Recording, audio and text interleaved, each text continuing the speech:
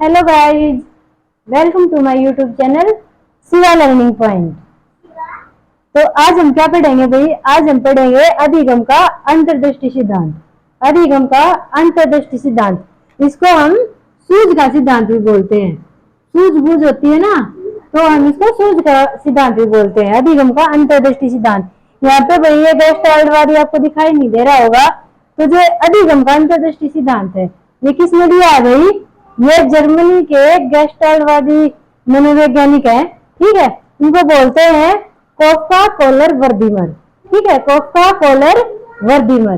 क्या बोलते हैं भाई इसको? कोफका कोला वर्दीमर। ठीक है, तो इन तीनों के नाम से जाना जाता है।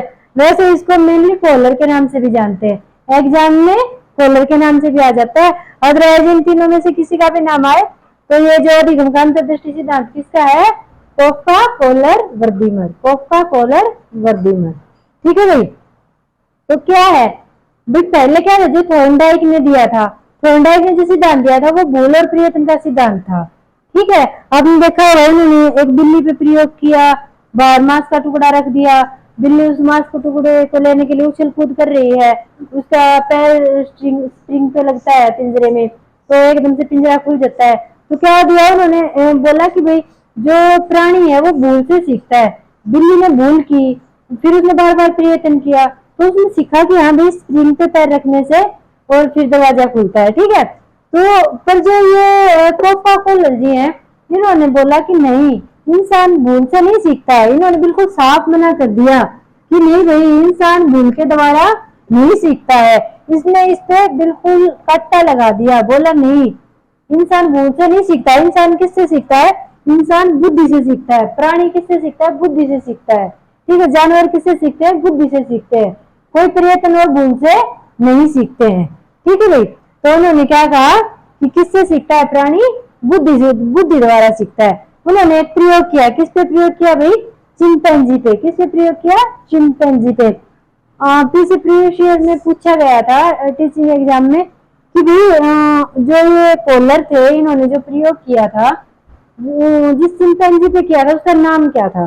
ठीक है, इस चिंपैंजी का नाम पूछ लिया जाता है। तो भाई इसका नाम क्या था? इसका नाम था सुल्तान। इसको नोट कर लेना भाई, क्या नाम था इसका? इसका नाम था सुल्तान। इस चिंपैंजी का क्या नाम था? सुल्तान। तो कोलर ने सुल्तान नाम के एक चिंपैंजी पे प्रयोग किया। उसने चिंपैंजी को इसमें एक पिंजरे के अंदर बंद कर दिया। ठीक है, और पिंजरे के बाहर केले रख दिए। ठीक है, और चिंपैंजी भूखा था, और साथ में क्या किया? एक लकड़ी भी रख दी। फर्स्ट में क्या किया था उसने? सिर्फ एक लकड़ी रखी थी। ठीक है, एक लकड़ी रख दी। तो चिंपैंजी क्या कर रहा है? पहले उछल कूद कर रहा है क्योंकि उसे भूख लगी है। वो ऐसे हाथ दे रहा है पिंजरे से, पर उसका हाथ केलों तक नहीं पहुंच रहा है। ठीक है, फिर उसने अपनी सूझबूझ का इस्तेमाल किया कि भी पास में लकड़ी पड़ी है। उसने उछल कूद के बाद उस लकड़ी को, लकड़ी के सहारे केलों को अपनी तरफ किया और उसने अपनी भूख मिटाई, केलों को खा लिया। ठीक है, ऐसा ही उसने बार बार किया। फिर ये क्या है, उसने उछल कूद बंद कर दी, सीधा लकड़ी उठाता, केलों को अपनी तरफ करता और खा लेता।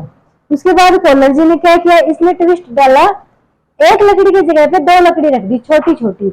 अब क्या था, एक लकड़ी के सहारे तो वो केलों को ले नहीं सकता था जब तक दोनों लकड़ी इकट्ठी ना ले। तो क्या हुआ कि उसने पहले एक लकड़ी से प्रयत्न किया।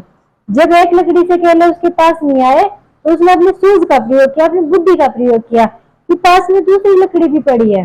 तो उसने एक लकड़ी में ऐसे दूसरी लकड़ी को फिट किया तो उसकी हाइट लॉन्ग हो गई। तो उस लंबी लकड़ी के सहारे उसने केलों को अपनी साइड किया और खा लिया।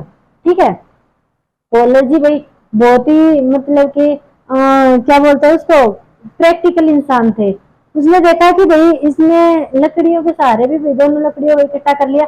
उसने फिर तीसरा चेंज किया। अब क्या किया?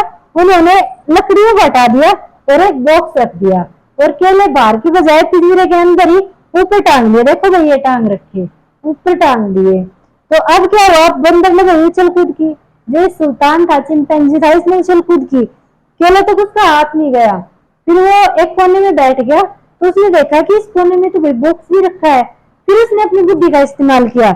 उसने बॉक्स को उठाया, केलों के नीचे रखा, उस पे खड़ा होके केले को पकड़ा और खा लिया।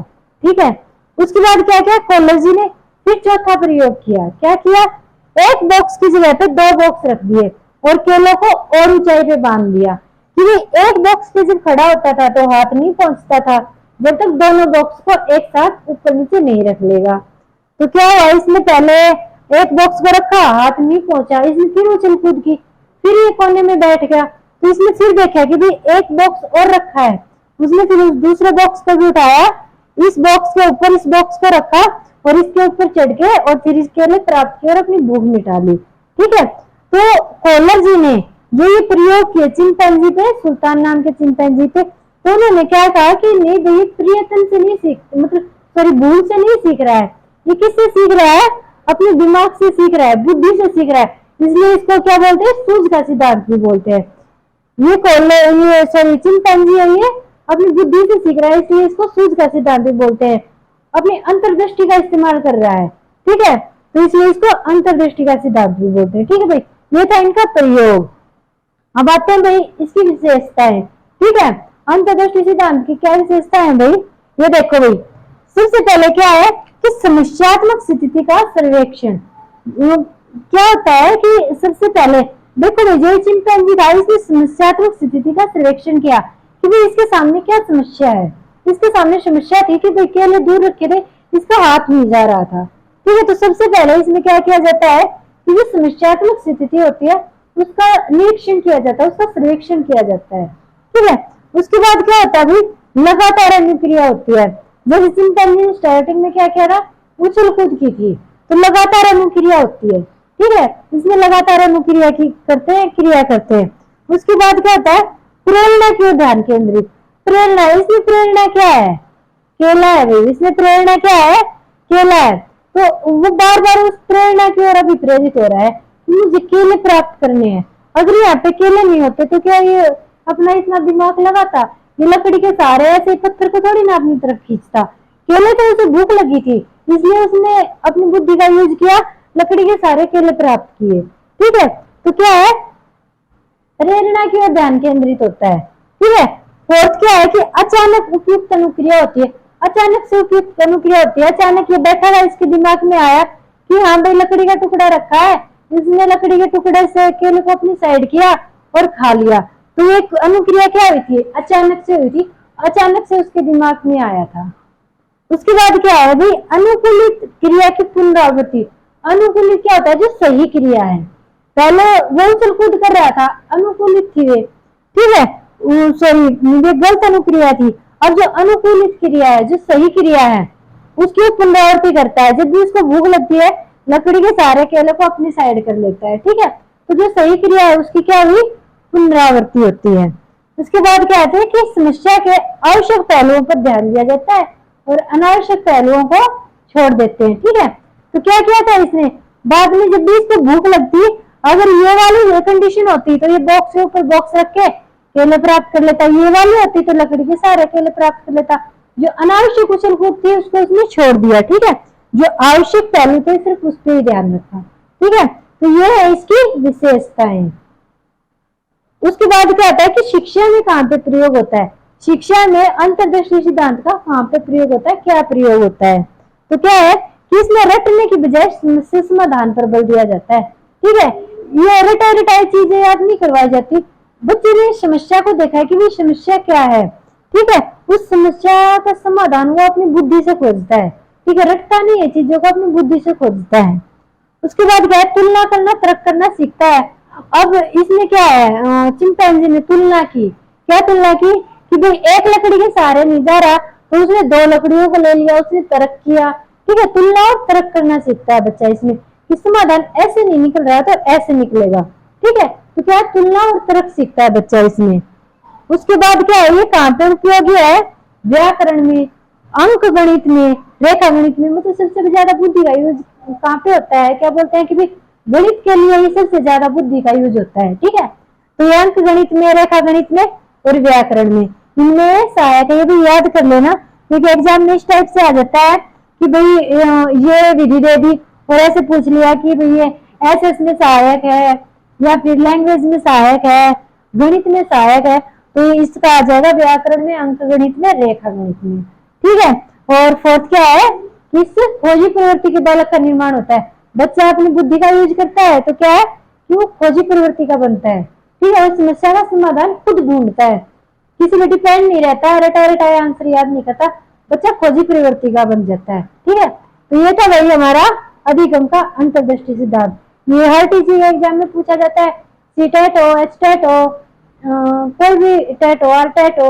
अब जैसे कि बिहार टीचर के निकले हुए हैं, ठीक है, चंडीगढ़ टीचर की वैकेंसी आने वाली है, तो सबके लिए इम्पोर्टेंट है। ठीक है भाई, इसको अच्छे से देख लेना भाई, और ये छोटी छोटी बातें याद कर लेना। जैसे चिंपैंजी का नाम सुल्तान था, और हाँ ये इसके संपत्ति है भाई, संपत्ति है देख लो एक बार, इसके संपत्ति क्या है? सबसे पहले क्या होता है? लक्ष्य। एक लक्ष्य होता है, जैसे कि चिंपैंजी का लक्ष्य क्या था? केले को प्राप्त करना इसका लक्ष्य था। उसके बाद क्या होता है? बाधा। इसके लिए बाधा क्या है? ये पिंजरा था बाधा। ठीक है, पिंजरा था बाधा, उसको पिंजरे को पार करके केला लेना था।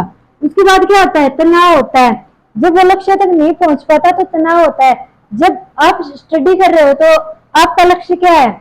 आपका लक्ष्य क्या है? कि आप पास हो जाओ, आपको जॉब मिल जाए। आपके लिए बाधा क्या है? कि आपको जॉब मिल नहीं रही, आप पढ़ाई नहीं कर पा रहे हो। फिर क्या है? फिर तनाव हो रहा है आपको कि मुझे जॉब कब मिलेगी, मैं कैसे सही स्ट्रेटजी अपनाऊं जिससे मैं पास हो जाऊं। उसके बाद क्या है? संगठन। उसके बाद आप क्या देखोगे? आप बैठ के सोचोगे कि मुझे क्या स्ट्रेटजी अपनानी चाहिए, फिर आप उस स्ट्रेटजी को अपनाओगे, संगठित करोगे उसको। जब आपको ये लगेगा कि हाँ इस स्ट्रेटजी से मैं पास हो जाऊंगा, तो आप उसका पुनर्संगठन करोगे, उसकी पुनरावृत्ति करोगे बार बार। ठीक है, तो ये थे इसके संपर्क है। ठीक है भाई, तो ये हमारा था अधिगम का अंतर्दृष्टि सिद्धांत। आई होप कि इससे आपको काफी सहायता मिलेगी। Thank you.